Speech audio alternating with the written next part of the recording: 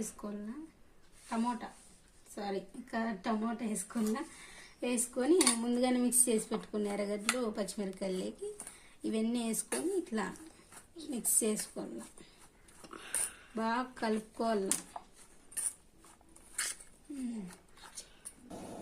జీలకర్ర కూడా కొంచెం వేసుకోవాలా.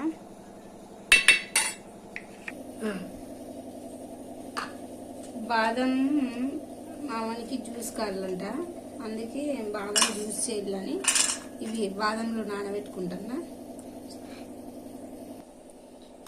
రెడీనా? ఇట్లా గుడ్లు ఇట్లా పగలగొట్టి ఇట్లా వేసుకోవాలా.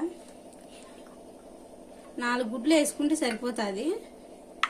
మేమైతే 4 ఉన్నాం కాబట్టి నేనైతే దీన్ని పిల్లలు తింటారు, వాళ్ళ ఆయన తింటాడు, అందుకే లోకి బాబు పెద్దగా ఇట్లాంటివి ఏమి ఇష్టం ఉండవు, పిల్లల కోసం నేను చేస్తాను అంతే.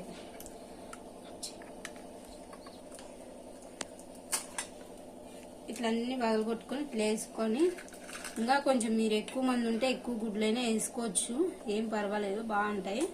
కానీ క్యారెట్ బీన్స్ తినే పిల్లలు ఉంటారు కదా, వాళ్ళ కోసం ఇట్లా చేస్తే అయినా వాళ్ళు తింటారు.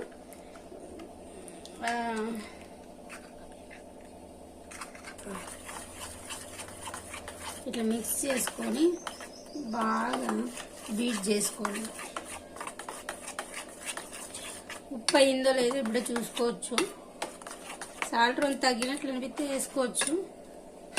ఇట్లా మిక్స్ చేసుకున్నాం కదా, ఇప్పుడు ఇట్లా నూనె వేసుకొని ఇట్లా ఇవన్నీ ఇప్పుడు తయారు చేసుకుని వస్తువులు దగ్గరగా పెట్టుకుంటే టకాని అయిపోతుంది కదా, అందుకే. అది లక్కీ బాదం జ్యూస్ అడిగినాడు, అందుకే బాదం నానబెట్టి పాలరాలు తెప్పించినాము చేద్దామని. ఇట్లా రౌండ్గా ఇట్లా వేసుకోవాలి.